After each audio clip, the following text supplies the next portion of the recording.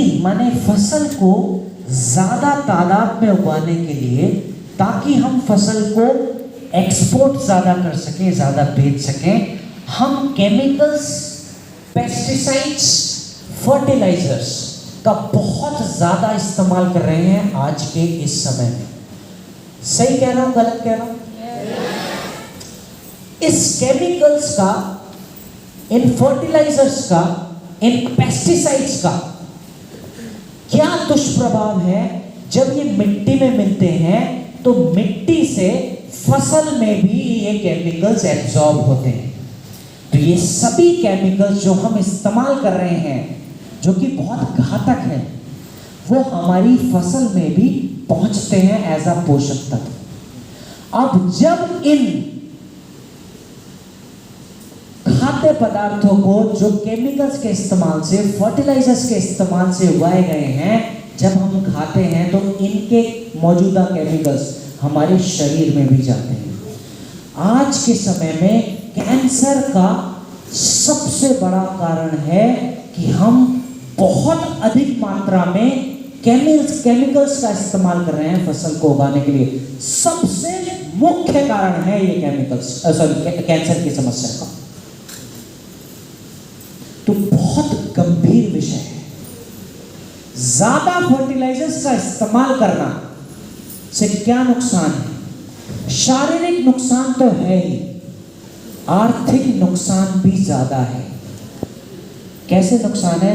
जो किसान ज्यादा फसल उगाने के लिए ज्यादा मात्रा में केमिकल्स का इस्तेमाल करते हैं, उनकी जो मिट्टी है फर्टिलाइजर्स की वजह से वो एसिडिक होने लगती है। फर्टिलाइजर्स की मिट्टी अगर एसिडिक होगी तो उत्पाद कम होगा। तो किसानों को क्या करना पड़ता है? जितने मात्रा में फर्टिलाइजर्स उन्होंने पिछले साल डाले थे, अगले साल उससे ज्यादा मात्रा में डालने पड़ते हैं। मिट्टी को और नुकसान। इस साल जितने फर्टिलाइजर्स हमें फसल को बढ़ाने के लिए डाले, जो कि बढ़ाकर डाले थे, अगले साल थोड़ा सा और बढ़ा के डालने पड़ते हैं। ये नुकसान है जिनको हम इग्नोर करते हैं। सेहत के तो नुकसान हैं, लेकिन आर्थिक नुकसान किसान भाइयों को भी बहुत ज्यादा है। अब हो क्या रहा है? मिट्टी ज्यादा केमिकल्स की वजह से, ज्यादा फर्टिलाइजर्स की वजह से, ज्यादा पेस्टिसाइड्स की वजह से एसिडिक हो गई। तो मिट्टी का जो कंडीशनिंग है, मिट्टी की जो पीएच लेवल है, वो गिरेगा तो मिट्टी जाहिर सी बात है एसिडिक होगी। मिट्टी का टेक्सचर कैसा होगा? रफ हो जाएगा। रफ टेक्सचर अगर होगा तो मिट्टी ठोस होने लगेगी। तो मिसाल के तौर पे ऐसा मानिए, मेरे एक तरफ है ठोस मिट्टी जो हिलती भी नहीं है, और एक तरफ है नरम मिट्टी। मान लें, उदाहरण ले लें, नाराज तो नहीं होंगे?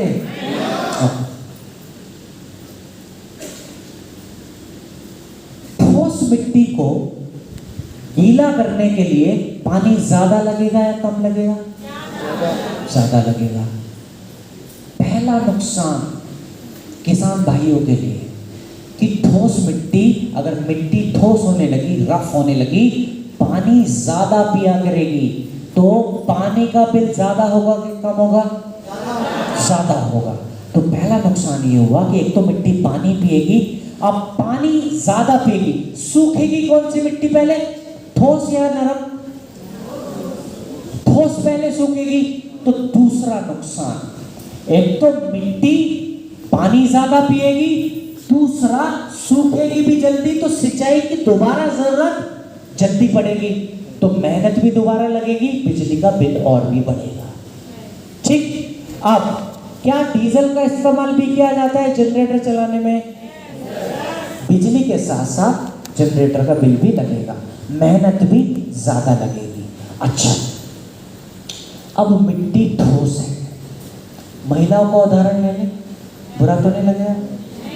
जब कोई माताएं एक नवजात को जन्म देती है, अगर माताओं के अंदर वाटर बैग होता है जिसमें पानी होता है, जो आसपास के एरिया को नरम करने का काम करेगा, ताकि शिशु जब बाहर आए तो उसकी त्वचा को कोई नुकसान ना हो, कोई जख्म ना हो।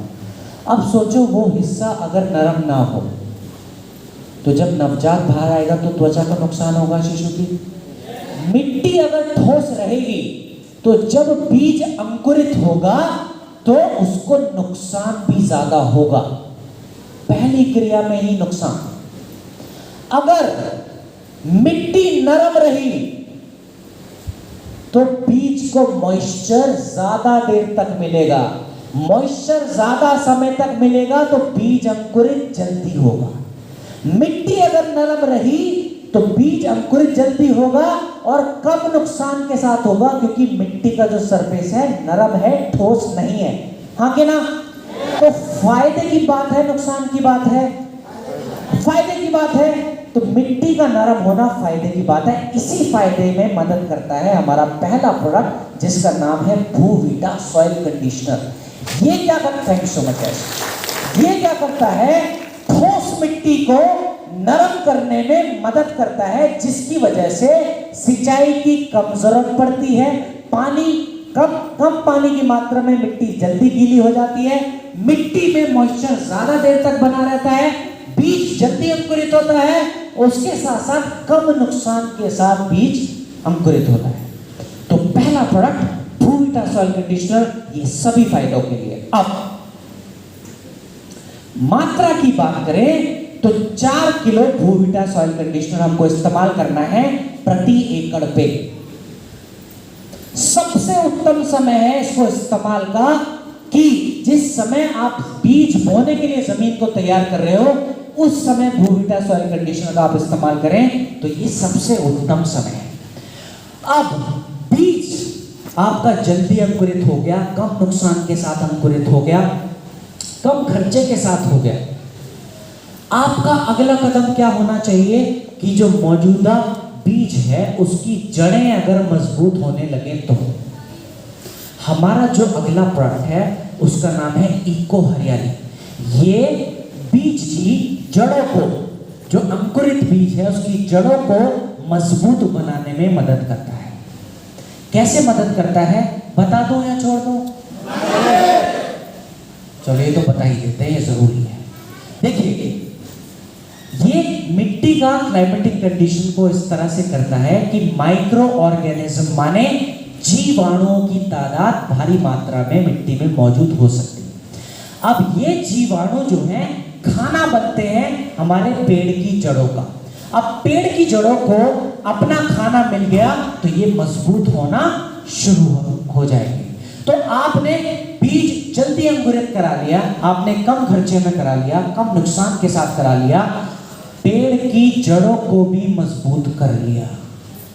कितनी मात्रा में इस्तेमाल करना है इको हरियाली? तो ये करना है आधा किलो प्रति एकड़ में। सिंचाई का जो समय है सबसे उत्तम समय है कि जिस समय आप सिंचाई करें उस समय पर इको हरियाली का आप इस्तेमाल कर सकते हैं। ठीक, अब जड़ों को भी मजबूत कर लिया, जल्दी फायदे आपने ले लिए, कम नुकसान के साथ ले लिए, मौजूदा पेड़ की जड़ें मजबूत। अगला कदम क्या होना चाहिए? क्योंकि अब हमारी जड़ें मजबूत हैं फसल की, अब फसल अगर भारी भरपूर हो जाए, अच्छी तादाद में हो जाए, खुशी की बात है दुख की बात है? फायदे की बात है नुकसान की बात है? फायदे की बात है।